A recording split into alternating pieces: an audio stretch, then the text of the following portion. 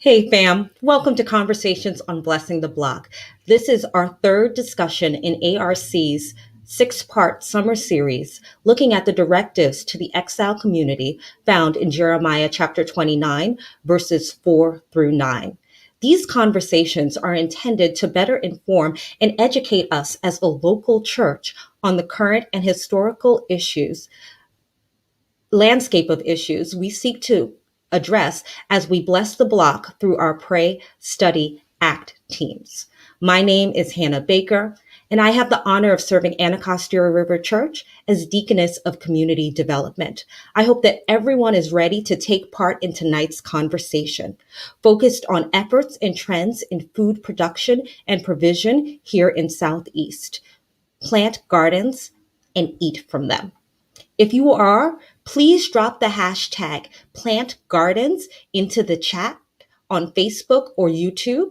This will enter you into tonight's drawing for a signed copy of Berry Farm, Hillsdale in Anacostia, a historic African American community by Alciny Amos. Go ahead. You can do it now. All right. I see those entries coming in. Thank you so much, fam.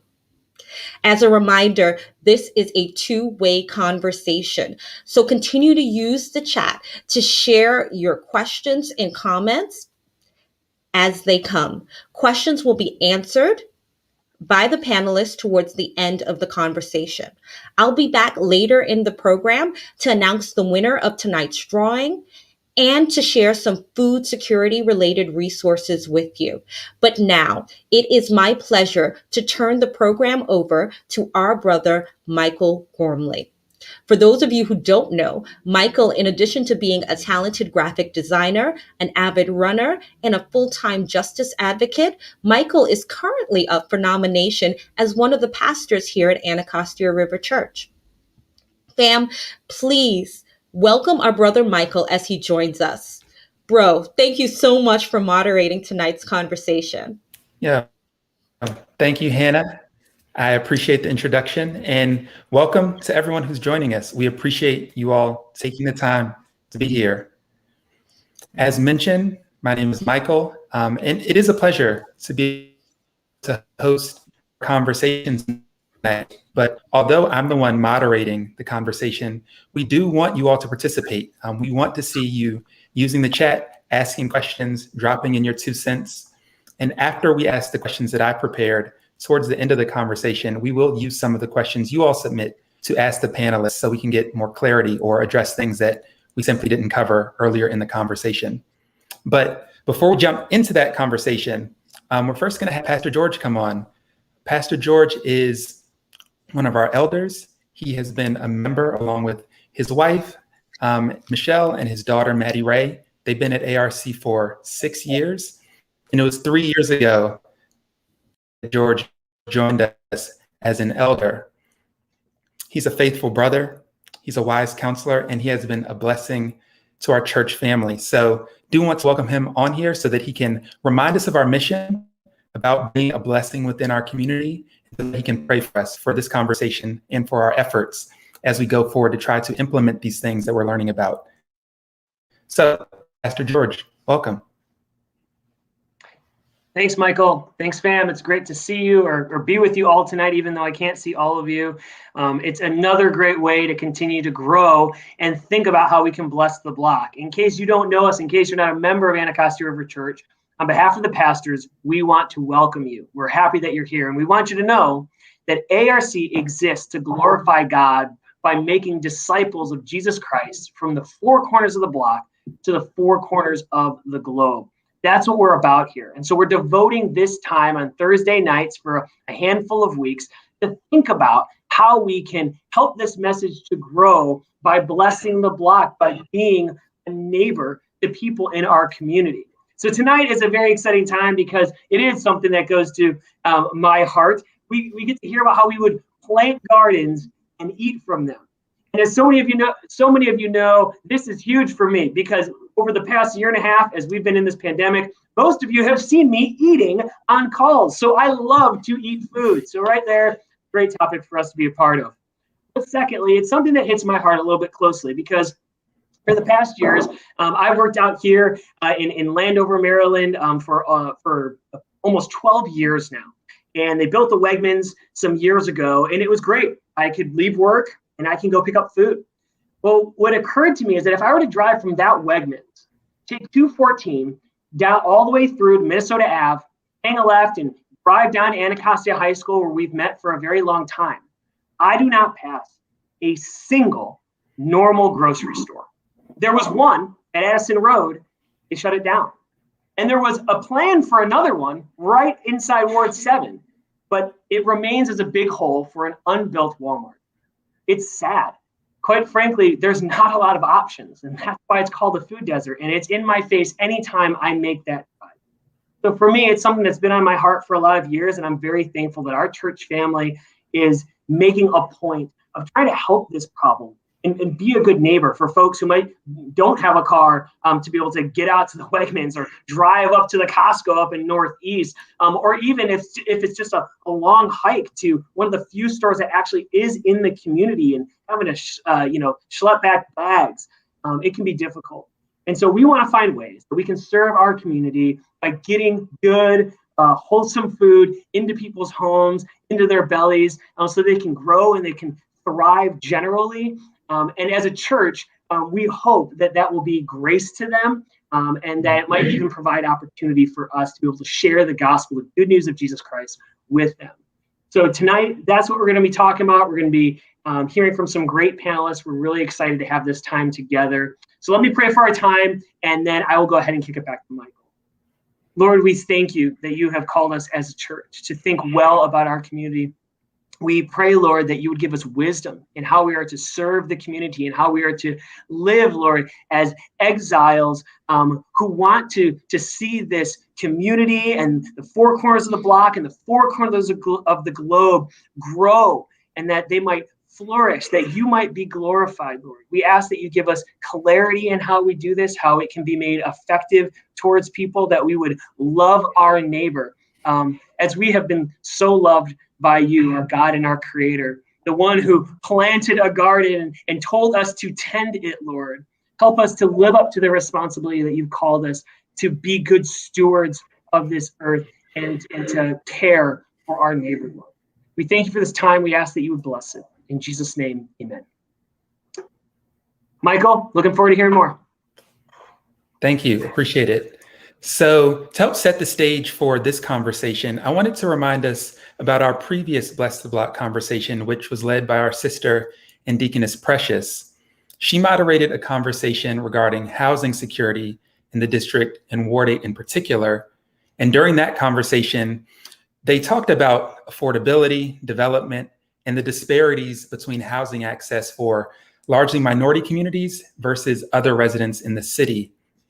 And given that connection, the one that they discussed about housing and racial and economic equity, we feel like talking about food security is a good follow-up, because just as income and demographic statistics are reliable indicators of what a community's housing security will be like, those same things, income and demographic statistics, are pretty reliable indicators of what food security or insecurity will be within a community.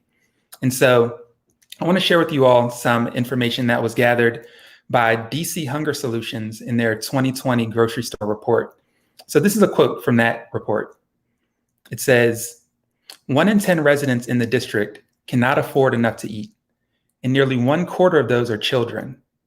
The majority of these residents are Black and live in wards 7 and 8, which grapple with starkly different economic realities when compared to other wards having higher concentrations of poverty, health disparities, and food insecurity. And it defines food insecurity is defined by the US Department of Agriculture as when availability of nutritionally adequate and safe food, or the ability to acquire such food, is limited or uncertain for a household. And a severe lack of full service grocery stores is one of the contributing factors for food insecurity in wards 7 and 8. It goes on to say that this disparity in access in healthy and affordable food has taken a toll on the health and the well-being of those who have been negatively impacted by increasing food insecurity and decreasing positive health outcomes. And the burden of this has been growing in breadth and depth for years, end quote. Other information contained within that report are things like this map. If you'll notice, the dots on the map indicate where full service grocery stores are. And you can tell that DC does not lack full service grocery stores. As of the time of this report, there were 74. But if you look over in wards 7 and 8, there are only 3. Out of 74, only 3 are in these 2 wards. The report also shares information that's much more specific and pointed to the demographics within these communities. And if you can see this chart, what you'll notice is that when you look at Ward 7 and 8, you'll see not only the lowest incomes, but the highest Black populations, the lowest amount of full service grocery stores. And even though there are 2 listed here that will be built, that will still be significantly lower than any other ward, any other single ward. There will be fewer grocery stores in these 2 wards than any other single ward. And so it's things like that that led this report by DC Hunger Solutions to put plainly this quote: "It's more challenging to access nutritious food in the Blackest and lowest income neighborhoods in the city." And that's really the starkness of the situation, which is where this conversation with this panel comes in. Our food security PSA team has been charged with fostering self-sufficient and God-dependent options for food security for our church and the community.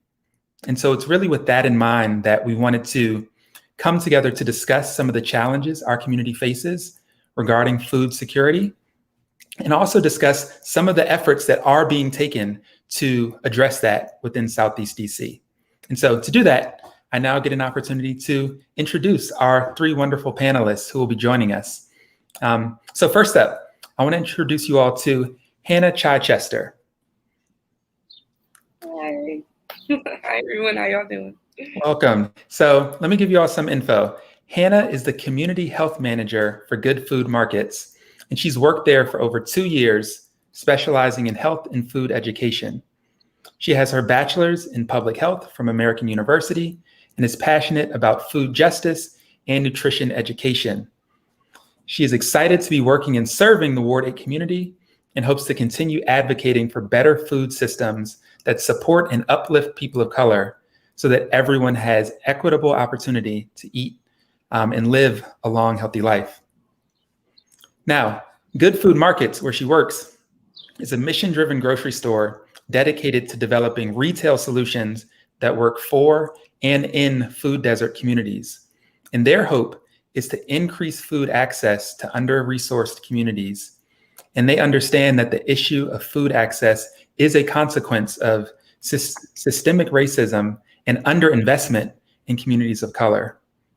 So Good Food Markets offers an array of food options, as well as discounts for seniors and food insecure households. And they also offer health education programs such as free cooking classes and even one-on-one nutrition counseling for residents so that everyone can learn how to live their healthiest life. Especially relevant to us in our conversation is that Good Food Markets will be opening a new store on South Capitol and Atlantic Street Southwest early this fall. So yes, we're especially happy to have you here, Hannah, and welcome again. Yeah, thank you so much for the wonderful introduction. Excited to have this conversation. Next up, I want to introduce you all to JJ Boone. Now, JJ is the Ark Farm manager for building bridges across the river. And he is an experienced urban farmer and has been growing food in the community for nearly 10 years, starting in 2012. He's also a certified DC beekeeper and provides local honey and educational opportunities to the Ward 8 community. Along with farming, our brother JJ also has an artistic side, I hear, because he designs his own fashion line. So we won't be getting too much into that, but definitely grateful to have you here for your farming expertise. A little bit more about the Ark Farm. The Ark Farm is the anchor site for building bridges across the river, their farm network. And the farm was built back in 2010 to both encourage healthy nutrition in the community and to utilize the green space available in a positive way. And now, more than 10 years later, the small garden that they started with has evolved into a full urban farm. And it's one of the biggest of its kind on this side of the river. Some details about that. It consists of 2 hoop houses, 16 in-ground rows, a 36-tree orchard, 3 community compost bins, medicinal and culinary herb gardens, and its fruit trees are pollinated by bees from not just 1, but 3 honey-producing hives, which JJ helps to maintain. So, brother, welcome. We appreciate having you. Thank you. I'm really excited to be here. Amen. We're glad to have you. Now, finally, I want to introduce you all to Tamba Rae Stevenson. Now, Tamba Rae, she is the founder of Native Soul Kitchen and is currently leading a new initiative called WANDA, which is an acronym for Women Advancing Nutrition, Dietetics, and Agriculture. And the goal of WANDA is to empower women and girls to lead and create healthy communities in Africa and the diaspora. Tamba Rae also serves on the DC Food Policy Council, where she and others are driving towards policies that create more equitable, healthy, and sustainable food systems within the district. Her work has been highlighted by the Washington Post, National Geographic, Traveler Magazine, Huffington Post, Cuisine Noir Magazine, and NBC4. She has spoken on nutrition and health equity nationally and internationally, and I'm sure more of that is to come. So Tambra, welcome. We are super appreciative to have you here with us. So ARC, please do what you do best. In the chat, please welcome our guests. We want to make them feel encouraged. We definitely value the time that they're dedicating to us. And we are going to jump right into the questions. All right. So this first question goes out to each of you, but Hannah, we'll start with you. The question is, how would you describe the food landscape in Southeast DC, and what issues need to be resolved? Yeah, I think it's a great first question. I think you already kind of explained a little bit about the food landscape. But what I would like to add is the fact that there's also a lack of like retail spaces, restaurants, cafes, commercial kitchen spaces. And so as Good Food Markets moves into the community, one big talk that we've been having with DC Greens, Dreaming Out Loud, just a few organizations to name, is making sure that commercial kitchen space is just as available for those nonprofits, for those businesses to be able to rent our kitchen space or be able to come in for a reduced price and do packing of greens or make the sauce that they make or whatever may have you. And I think that just goes into the bigger issue of the fact that we are disinvested in and our resources are snatched away from us, right, through years of food apartheid. And so I think that's a major issue that also needs to be resolved, is economically creating more opportunity for food entrepreneurs and food businesses to thrive. And it starts with our space, right, and other spaces being built or just renovated.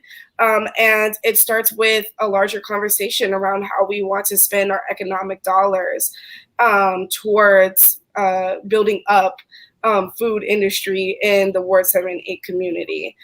So I think on top of the lack of access and the lack of affordability, there's also just lack of resources towards Black and Brown individuals being able to thrive in the food landscape. Yeah, thank you for that. I'll kick it over to you, JJ. How would you describe the food landscape in Southeast? I would definitely say, well, like piggybacking on both of what you guys said, like Hannah said before, you basically like described it for us, but also piggybacking on what else she said is it just needs to be more opportunity and more resources for the people who are doing the work and who want the work done, and also for more people to get educated more about the food and and agriculture and more education on how to better their health. So, yeah. Yeah, appreciate it. Tambra, want to give you the opportunity. We'll dive more deeply into each of you all's different areas of expertise, but if you have any initial thoughts on the food landscape in Southeast generally, I'd love to hear from you. For me, Karen Washington coined the phrase food apartheid, and that's the best way to describe it. We have a tale of two DCs when we compare Ward 7 and 8 to the rest of Washington, D.C., meaning that food apartheid is composed of both the food swamps and the food deserts. We have access to food, but it's not healthy food. We have a nutritional divestment that has happened in our communities, and that is done structurally.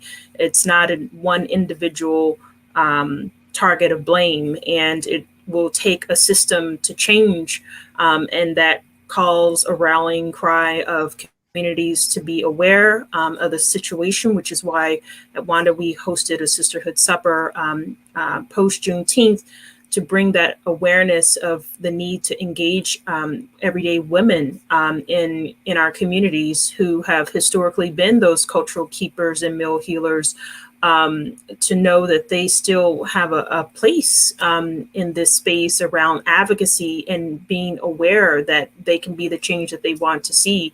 And so right now, in the community of Hillsdale, where I live, we have a Safeway that is now being converted into a health space. But for decades, that location sat vacant. It was a Nutrition Inc. prior, serving senior meals. The only grocery stores, you would have to either take the bus or to have the luxury of driving a car to Giant or Safeway. But the reality is even the stores that we do have are nowhere on the same level of access to resources and groceries compared to the same stores on the west side of the Anacostia. So we have our collective work to do, and it's not just a food access issue, it's a nutrition issue, because last I checked, you've had Congress members literally talking about pizza and marshmallows as food. So it's not enough to talk. We have to qualify what kind of food access do we want to have access to, and making sure that our communities are informed and engaged, and knowing that food is a democratic process and they have to be in the game or they'll be on the sidelines. That's good. And I appreciate you bringing up the idea of food apartheid. I know the words we use to describe an issue can paint the solutions that we envision. So if we have time, we may circle back to that a little bit. But first, Hannah, I want to jump back to you and to hear a little bit more about what makes good food markets in particular uniquely suited for communities like Anacostia, and even your role as the community health manager there. Yeah. Well, I guess just to give another background for those that may have missed it, Good Food Markets is a social enterprise grocery store that is majority owned by a nonprofit. So the nonprofit Oasis Community Partners, and we have the joint mission as Good Food Markets Oasis to improve food access and community health in man-made food desert marginalized communities. With that being said, GFM is suited for communities of Anacostia as well as other food desert underserved communities, because we understand both the mindset of the public health standpoint, nutrition standpoint. We just need to get access, and we need to make sure there's access and affordability to healthy, fresh food. But also we understand the corporate mindset of corporations thinking that the Black dollar is not worth their time. And I think that's always so sad for me to say, but that's the truth. And that's why grocery stores don't come to our areas, because they're underinvesting on purpose due to racism and racist institutionalized systems. They're disinvesting in Black dollar on purpose. And so Good Food Markets is uniquely suited to not only provide that fresh food at an affordable cost and can work one-on-one with other farmers, with other nonprofits, with other urban farmers such as JJ in the community to make sure that we can have fresh local produce that is affordable. But we're also able to provide that free health education on top of it. So we don't think it's just enough to just say, oh, here's some food, now you can go buy your food. No, like it's important. It's just as important that we provide that health education so that a person can not only have the access and the affordability of food, but then they can also understand how they can use that food to the best of their advantage. And so with that being said, we completely understand the health concerns our community faces as far as higher rates of chronic disease in marginalized communities due to lack of access and but also lack of education, right, around healthier options as well. And so being able to couple both of those, the food access portion and the health education, we hope will improve and know it will improve our marginalized communities' health and their economy. And so in my role as the community health manager, I plan and implement all of our health education programming, which includes cooking classes, one-on-one nutrition education, physical activity is what we're doing right now. We're about to start our self-care fitness every Thursday, 6:30 to 7:30, starting next week at the Well. So I'll definitely send around the information for that. And so my goal is always to improve the health of our community and make sure our grocery store is not only just a food hub for people to go and purchase affordable produce, but also a free health hub where they can go get that free education and know how to cook that produce and know, what works for them, what doesn't work for them. And so that's always our goal. And that's definitely my favorite part of my job. Awesome. Thank you. I want to jump over to JJ now. Help us to see where building bridges across the river fits in the Ark Farm in particular. What's the mission? What are you all driving towards? So basically, the mission of like building bridges across the river and the Ark and like the farm altogether is basically the mission is to basically uplift the community that has been overlooked and underserved for basically so long. So with building bridges across the river being the being like the host company that hosts the Ark and our 14 different nonprofits, and with those 14 different nonprofits, we are providing opportunities to the community that wouldn't always be there. So basically, like we have 3 schools on campus. We have Children's Hospital on campus. We have TM, which is a meditation company where you can come in and take meditation, and we also have the farm, and we have Boys and Girls Club on campus, the Washington Ballet, and I'm stating all those things because those are opportunities and different organizations that wouldn't normally be on this part of the city. So we like to feel as though that we are filling that void. And with the Ark Farm, so we basically, we all know that Ward 7 and 8 is food apartheid. So we like to feel like we are doing our part to help combat that situation. So with that situation, so our ways of combating that situation is with distributing food through our CSA program and also offering different classes and certain workshops on different things just to get the community, give them insight on different things, like because it's different to to tell someone what to do, but not tell them the reason. Like you're just telling like you're eating wrong. Like, and it gets to a point where is that like you could say, hey, you're eating wrong, and it's going to make you fat. But that only goes but so far. Like how is me eating this going to make me, like, how is it bad? So we like to feel as though that we are here to give the education and help everyone be able to be a part of the like healthy community, basically. Yeah. Y'all are very much on the front lines as far as that's concerned. I mean, and we're going to come back to the topic of addressing how to promote healthy foods more actively, like the educational component. But first, Tambra, I wanted to give you an opportunity to share, because with your work with WANDA and then also with DC Food Policy Council, you're sort of addressing this issue both from the community standpoint and with policies. Can you share a little bit about the work you're doing in both of those regards? No problem.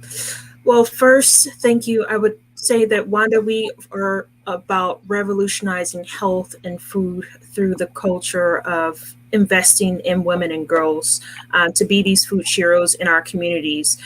We understand that we have structural challenges in our communities that we're facing.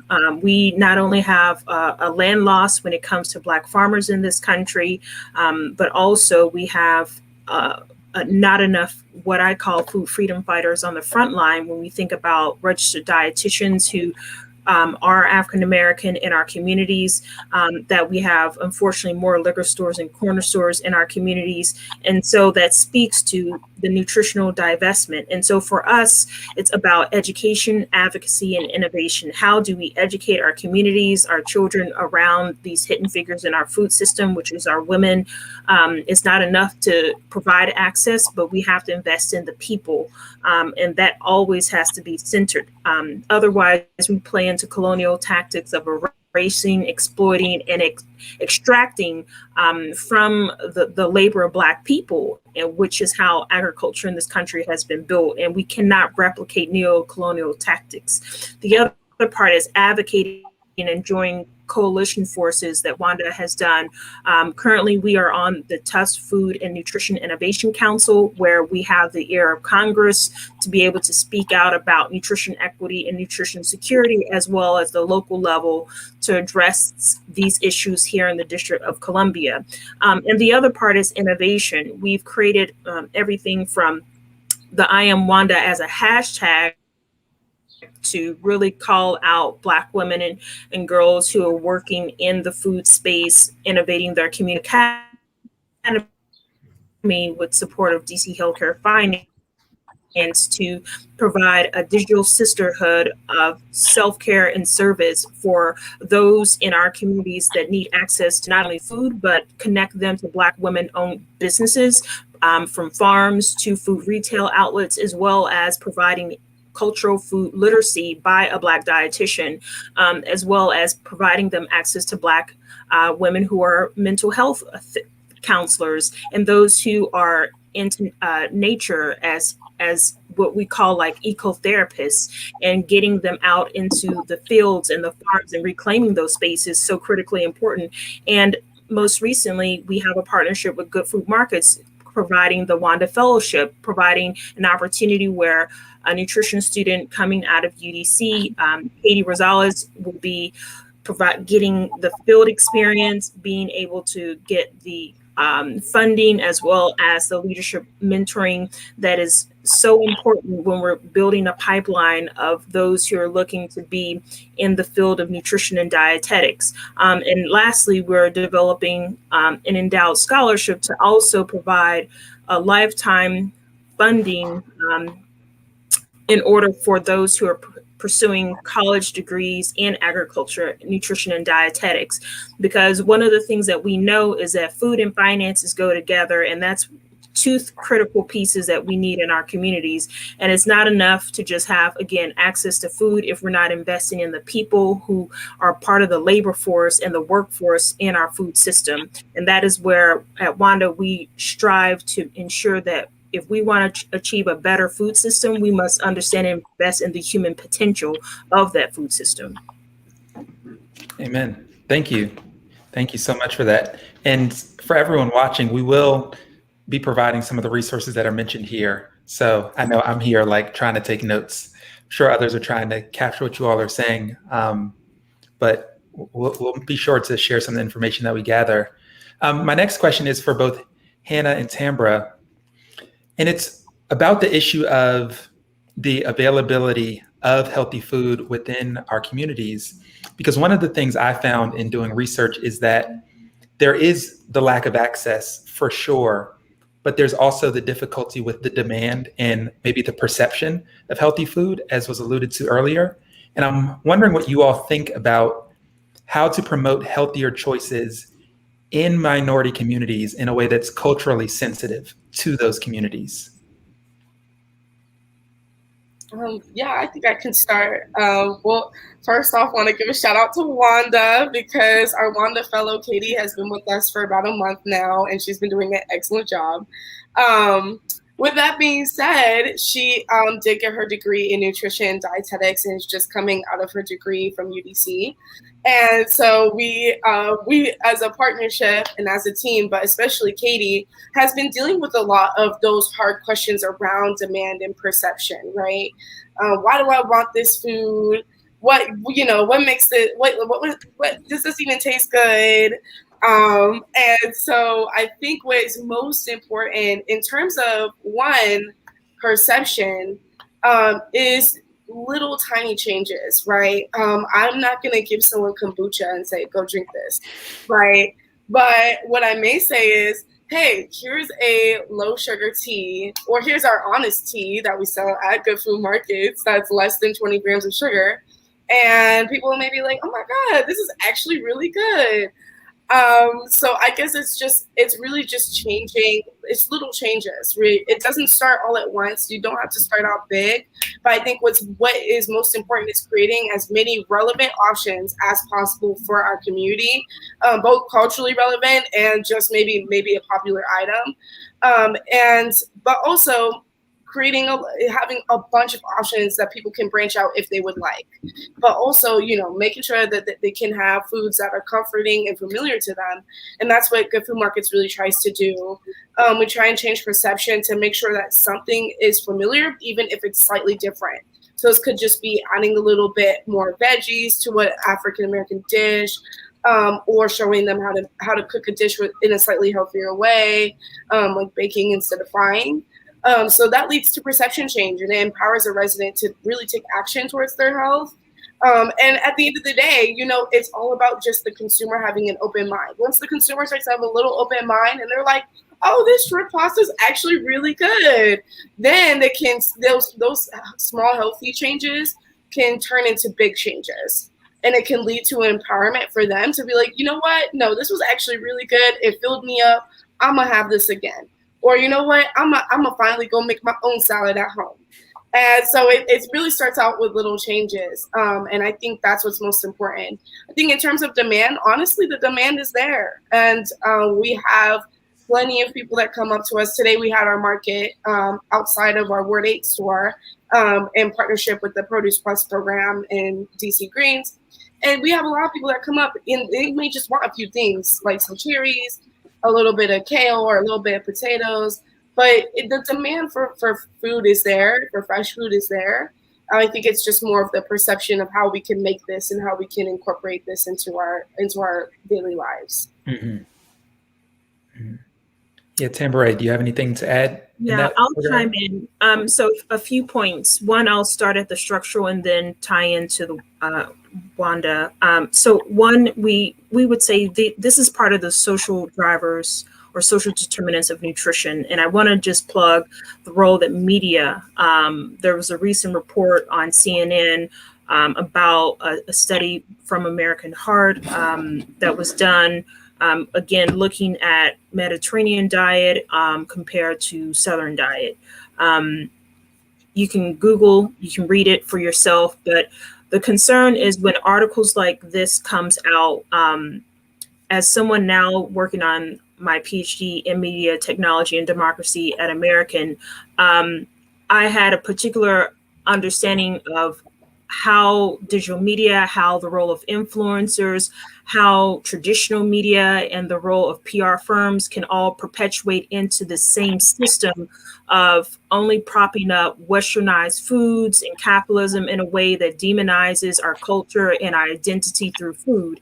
And we have to recognize that that's part of the structure, the institutional structure of looking at how do we intervene and find alternative pathways and counter publics to educate our communities around that. No, the concept of eating only food from the West versus the rest of us is not the sign of health and healing.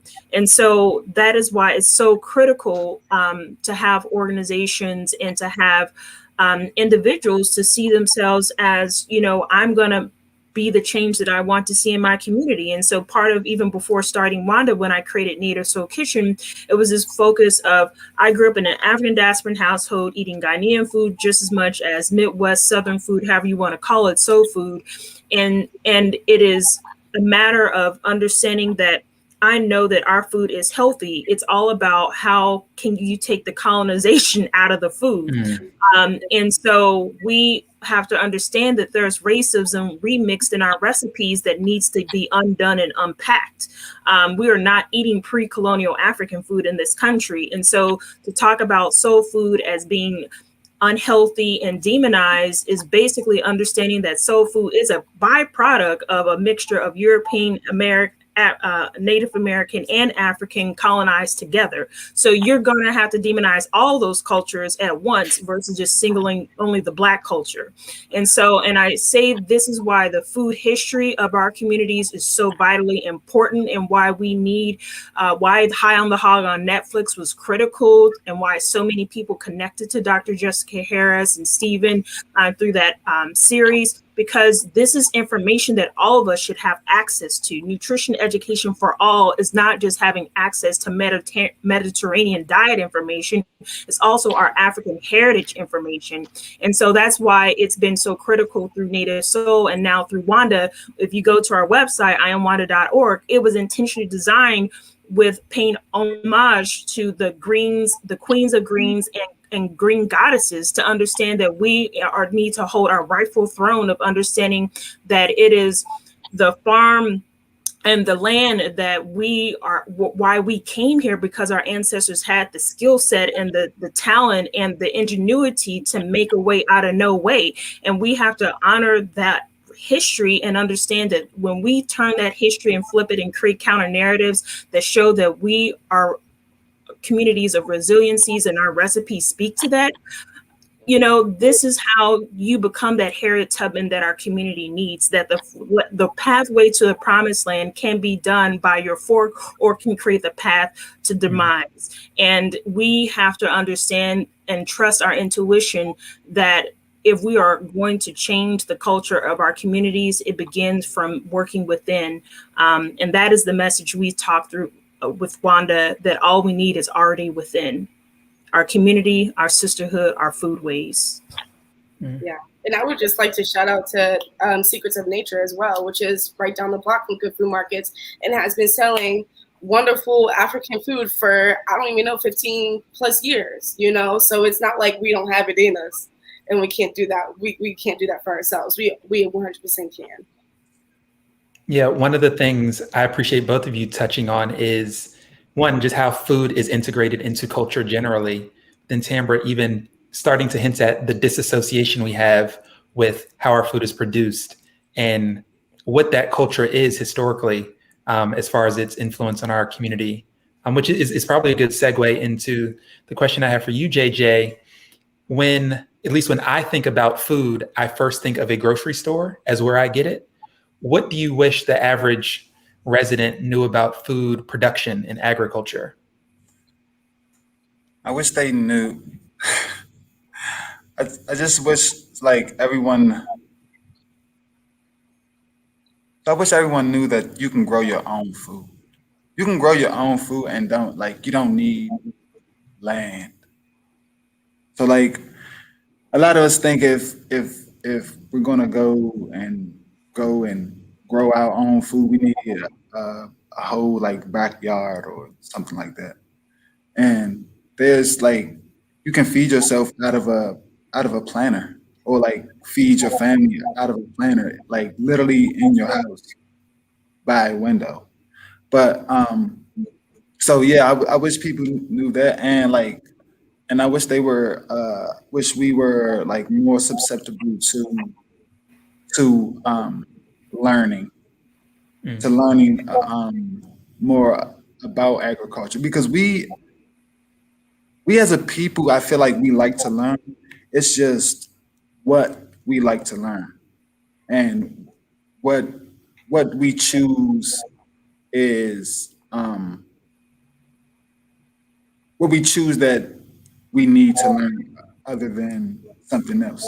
Like piggybacking on what you said at first, you said like when when you think about food, you think about the grocery store. Like, so we have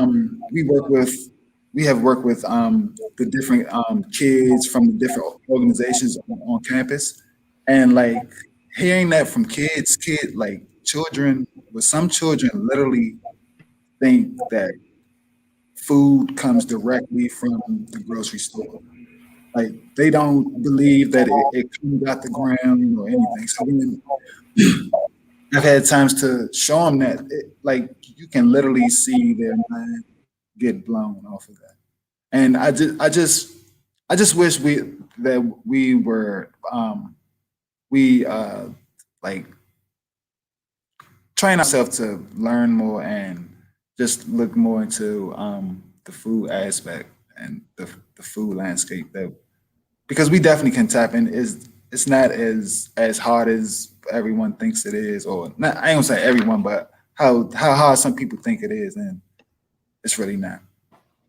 Yeah. Yeah. I mean, there's definitely some very basic info that it's easy to go your whole life without knowing, like, does this thing grow on a bush, a vine, or a tree? Right. Like, there's plenty of things I'm like, I don't know. So Yeah, like I literally had a conversation with my 7-year-old son today, and we were talking about French fries. And he knows that French fries are potatoes, but he doesn't know how they made a French fry, and like the origin where potatoes come from. And I broke that down to him, and like he was just so amazed that they come from out of the ground. But yeah. Yeah, that's funny. In thinking about that educational component, I believe each of you has some connection to CSAs. I'm hoping that you all can share, like, one, what is a CSA? How does that work? And what type of benefit can a CSA provide to a community like Ward 7 and 8? I guess I could start. So I like to always CSA stands for Community Supported Agriculture, and how I like to explain them is it's basically like a magazine subscription, and it's like you are buying a share of the farm, and once a week you are able to pick up a bag of produce. And I think I think it's a really good way to distribute produce, and for people in the community to be a part of a CSA, because it's it's it's it's a great opportunity for uh, cooperative. So like everyone is doing their part to everyone is doing their part to make sure that everyone eats. Yeah, I can That's what- back off of that. I think JJ, I think you gave the best like definition of what a CSA is and like how it's beneficial to everyone. And to kind of piggyback off of that, Good Food Markets is partnered with Dreaming Out Loud right now. They have the mission to create economic opportunities for DC metro regions, marginalized communities, through building a healthy, equitable food system. And the way they do that is they partner with farms, local farms in Maryland, DC, Virginia, PA, sometimes all the way down I think Carolinas as well, you know, all the local mid-Atlantic region. And they specialize in partnering with Black farmers as well. So a good portion of their farmers are Black farmers. And they, similar to GFM, they run it as like a social enterprise, and they have different food training programs as well as their partnerships with farmers. So it's really cool because you're able to, one, choose the size of your CSA. You can choose the amount of time you go. So they have like a 6-week small CSA or a 12-week small CSA. And it's also often, sometimes it's choice, but sometimes it's not. And that's really cool too, because then every week when you go and pick up your produce bag, you're getting different items. And so you're able to experiment with what you like. You're able to see what you don't, you know, experiment and know what you do or what you don't like. You're able to make more connections to, oh, this might go good with this dish, which is something that can be very hard to do for a beginner cooker. But as you start cooking, you get more into it. And it saves you money, but then it also, once again, gives back to the community, like JJ said, and it gives back directly to the farmer. Usually gets way more portion than they would if they're just selling their big crops to a grocery store. So, or to like a production company. So that's kind of the way I like to describe it, is that you are giving back to farmers and you're giving back to the community as a whole. You can definitely come see us. Our Produce Plus Market is every Thursday outside of our Ward 8 location, which is South Capitol Atlantic Street, right across the street from the AutoZone, right next to the Community of Hope Conway building. And so, yeah, you can come see us Thursdays, 3 to 6 p.m. You can buy a la carte and pay with SNAP EBT. We have, I think, the senior farmers market coupons as well, which we accept, as well as some of the WIC coupons. I think, to be specific, I think it's the yellow WIC stamps.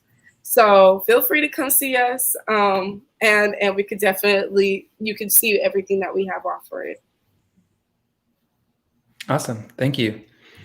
Tambra, I want to give you an opportunity. If you don't have anything more to add, we can move on to another question. Well, I just want to chime in and say that this year represents the 5th anniversary of WANDA. And so we've launched the Food Shiro Freedom Fund for those who want to see the need to support Black women and girls leading and not just following in the food system. We saw that it was critical as Juneteenth has become a federal holiday to show that the other form of freedom is through food. And not only through food, but through our food sheroes that are our mamas, our aunties, our nanas, and our little Wandas. And so we tell the story of that journey through the WANDA book that allows children to see themselves as these food sheroes, following little Wanda to help use her African heritage foods as medicine to heal her nana from diabetes, and to understand that we have the power already within. The other opportunity is our Sisterhood Supper Challenge that we're launching this year. It's an opportunity for women in the community to be a part of reimagining their kitchens, not as sites of trauma, but as sites of resiliency, and to invite their girlfriends, their mamas, their aunties to come together and have a conversation around food and self-care and around nutrition, and invite them to remix their recipes and share a meal together and be able to send those recipes to be a part of our Sisterhood community cookbook that we're developing. Because one of the things that we knew through the midst of the pandemic was that we had to not only fend for ourselves, but feed and heal ourselves when so many institutions and restaurants were closed. And so we know that for those who have survived, they had been quite resilient, and that story needs to be documented. And so many people may not own a cookbook, let alone written recipes, because we're such oral people. But we want to see this project as a time capsule and a time stamp of a critical moment of how we have not only endured a pandemic, but a syndemic, which is 2 or more pandemics happening at once. How this is not the first time that our ancestors had to endure, but in the 1920s of the Red Summers that we endure. My people come from Bowley, from Black Wall Street. I'm 4th generation Oklahoman.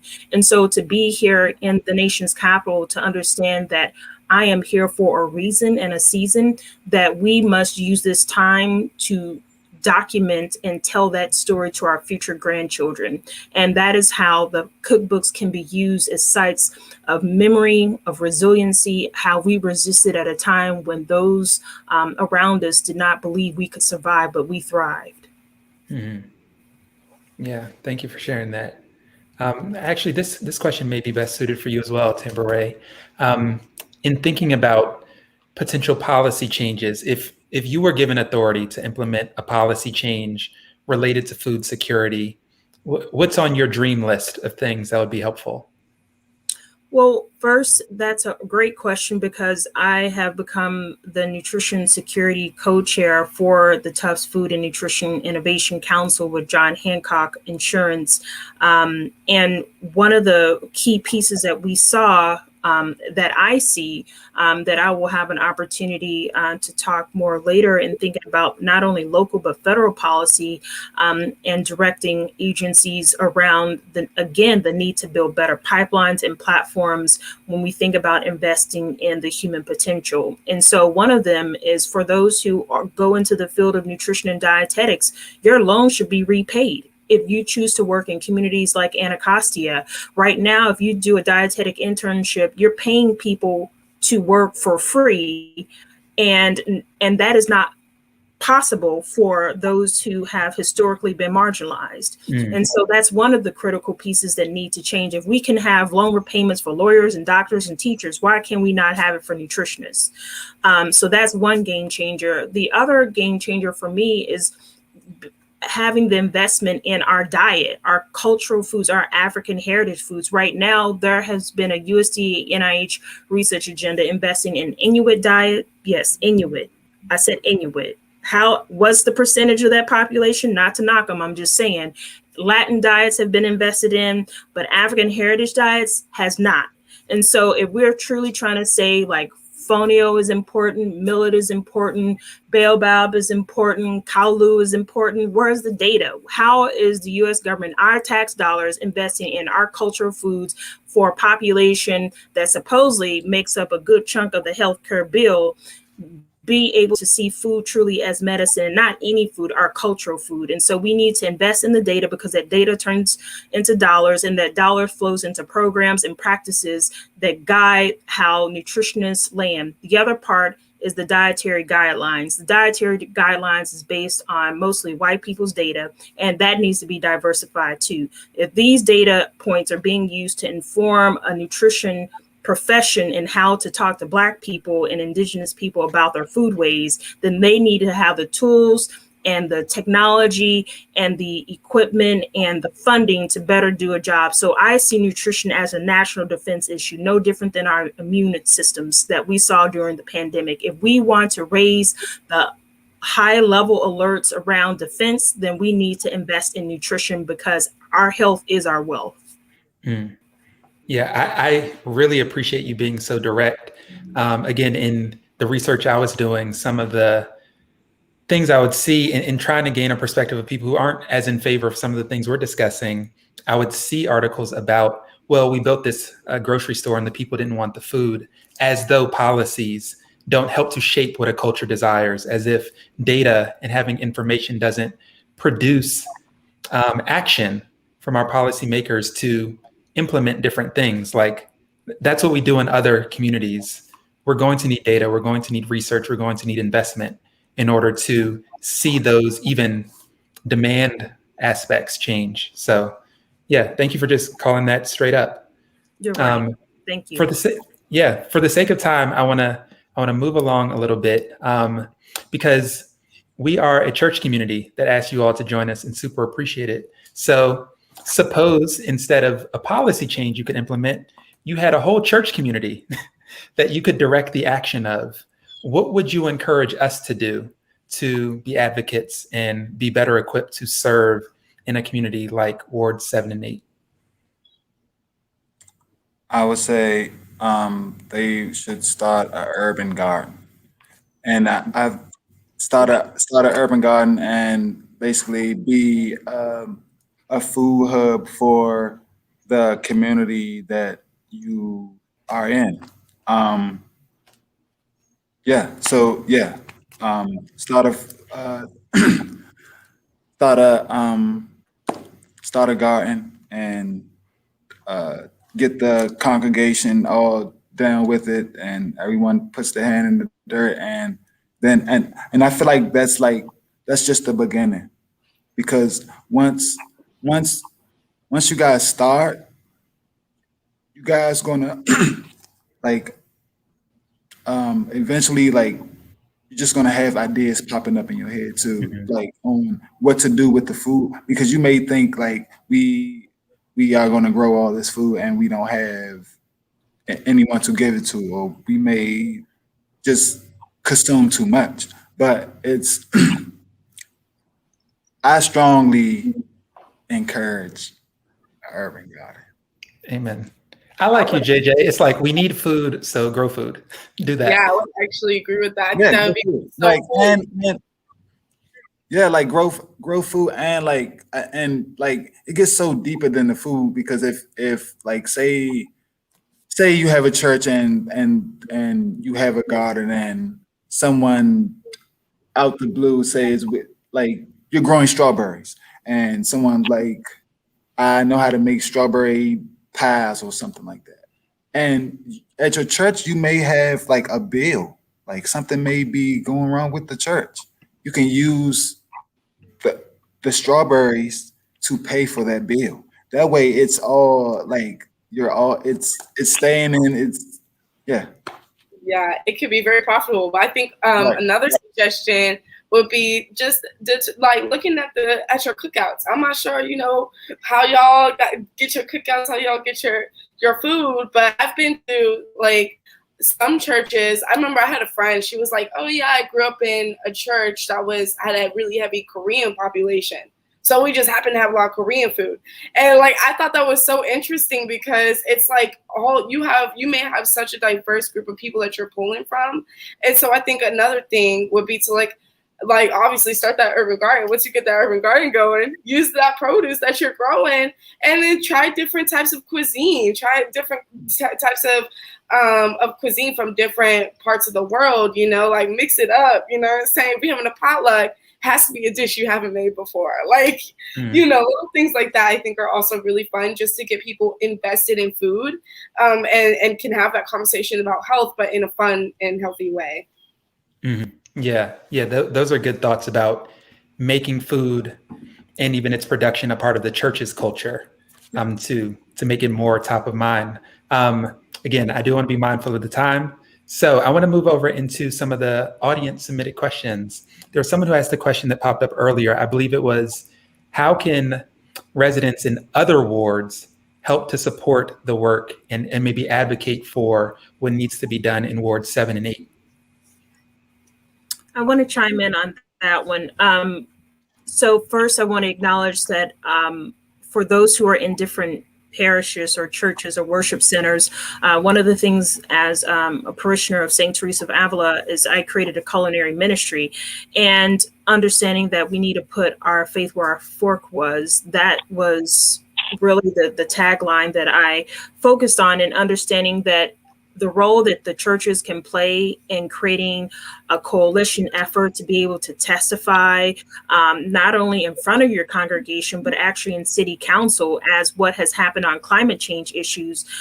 In the most recent bill on nutrition equity, the food fight was real between soda industry and those who were pro public health. And so when we think about conversations like that, and calling on the moral authority of those who are in a critical decision-making position like our city council, this is an opportunity to be able to leverage and put your faith where your fork is, and to say that how not only are you testifying in the eyes of God, but also in the eyes of the people who may need a voice for the voiceless, to be able to say, if I have these items in my community, they need them too, because what kind of city are we living in when we have these inequities right underneath our nose?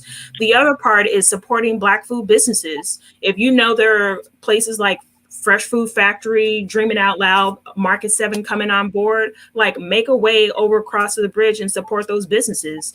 And also bring a friend.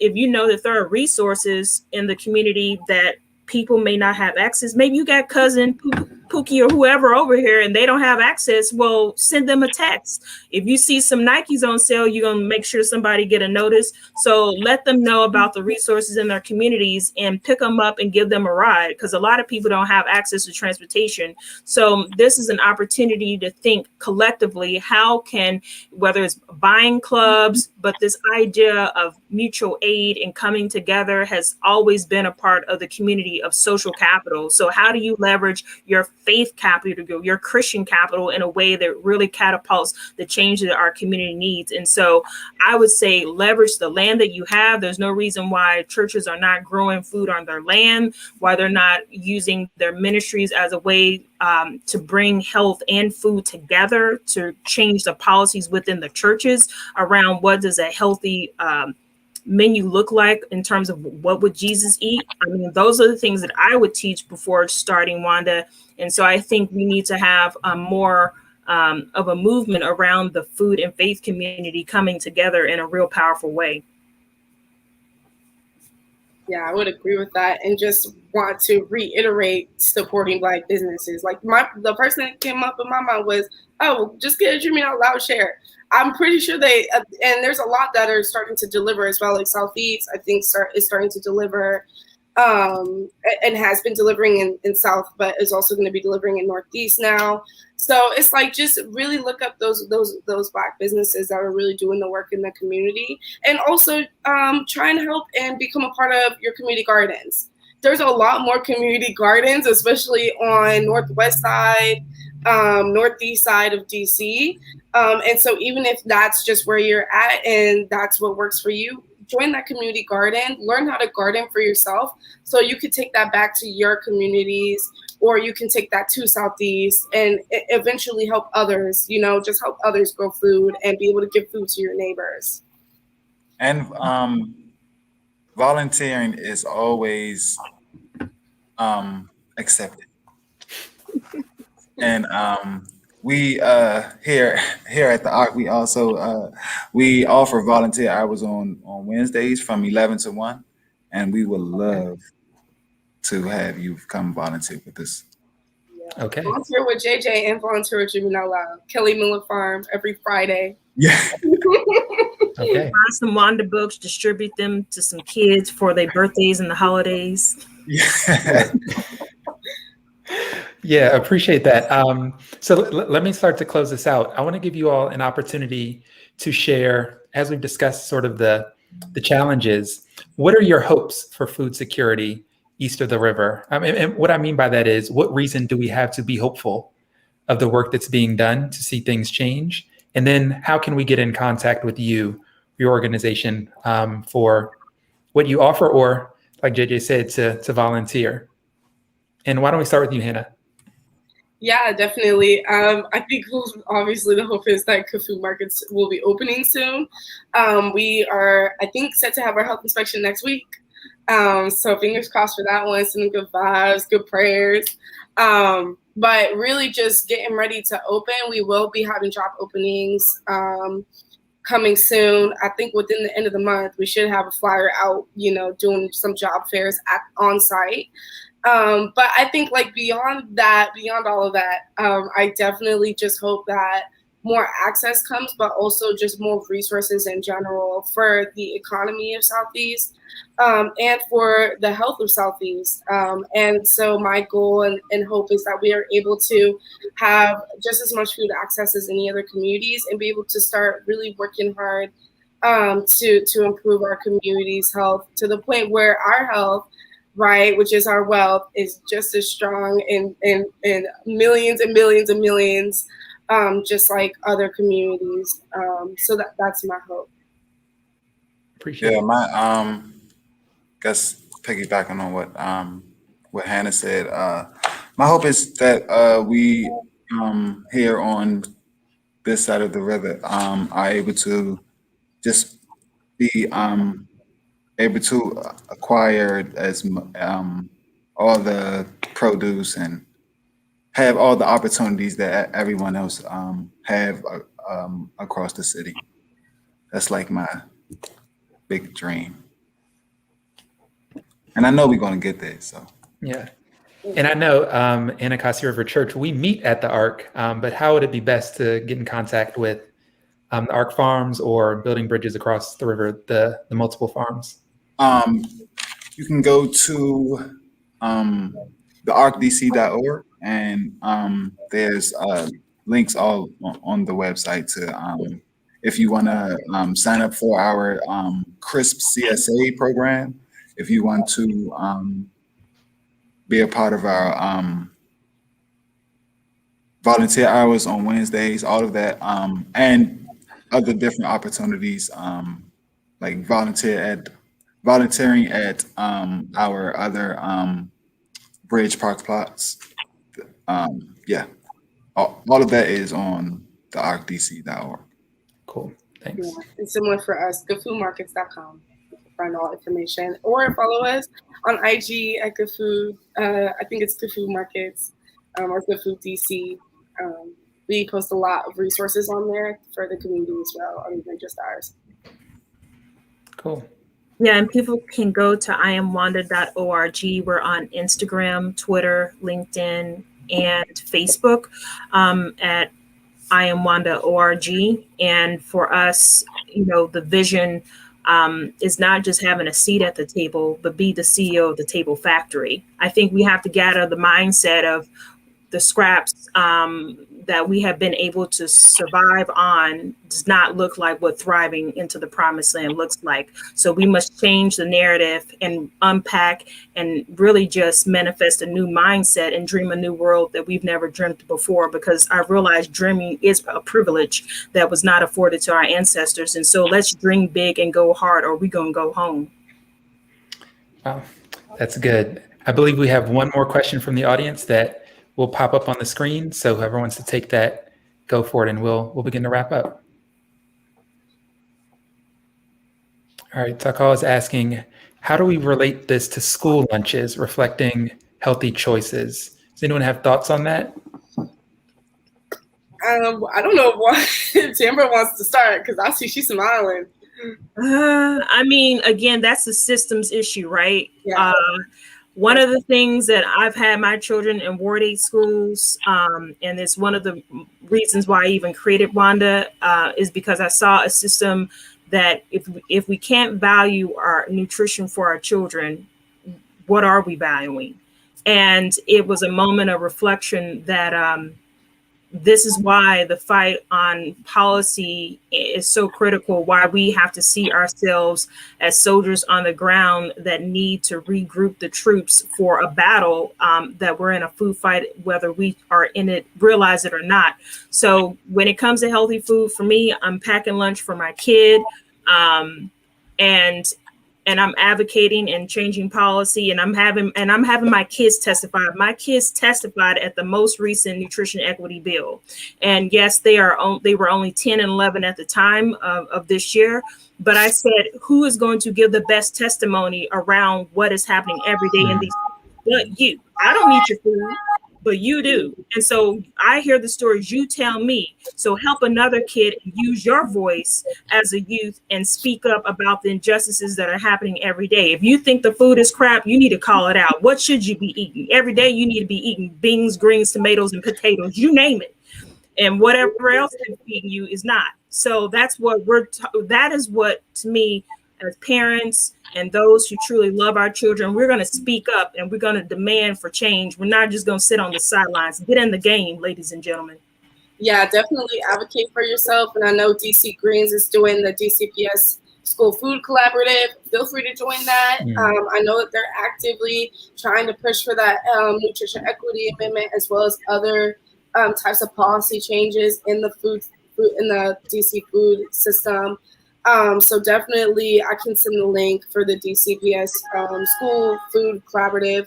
I also just finished working with DCPS, and we're finishing up this summer with free shares at our market. So if you are in need of a free share, of a free produce share, feel free to come see me Thursdays 3 to 6 outside of the Ward 8 location, because we are giving away free shares, and that's in partnership with DCPS. And No Kid Hungry. So what I would say is, while I love BCPS and I think they are doing the best that they can, at the end of the day, it comes down to systems, as Tambra already mentioned.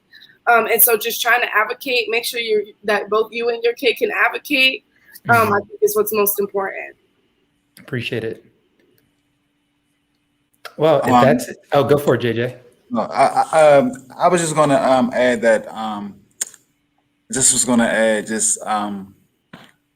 growing food at the schools. So we actually National Children's Center on Martin Luther King Avenue is one of our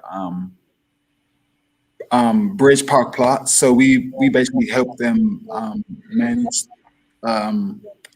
manage their urban garden, and all the food that they grow there, they cook it for the kids. Like that, literally, all the food goes directly to the kids inside. So they cook the kids' lunch every single day. So and everything that they cook comes directly from the garden. I mean, that's one way of making it happen. Yeah.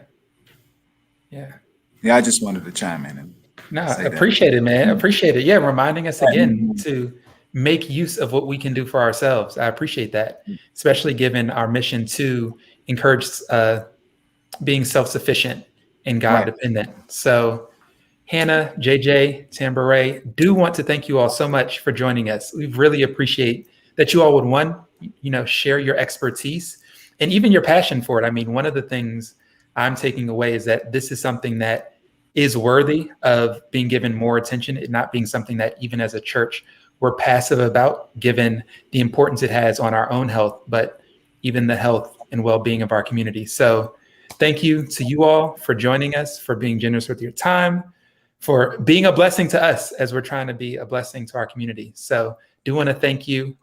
With that, we will conclude the panel, but want to say thank you all. Thank you so much for joining us. Thank you. Yeah, thank you so much. All right, so everyone watching, I hope you all enjoyed that. Hope you were taking notes. If not, we will do our best to distribute the information that we have, but do be sure to thank our panelists in the chat. I'm really appreciative of the insight that they shared with us. We do want to take seriously what this PSA team in particular is called to do, which is to plant gardens, eat from them, so that we can have a community and a church community that is self-sufficient and God dependent. And so I feel like they've given us a lot of things to consider of how we can do that, some things we can be praying for. So yeah, let's be faithful in doing that. And with that, I'll hand it back over to Hannah.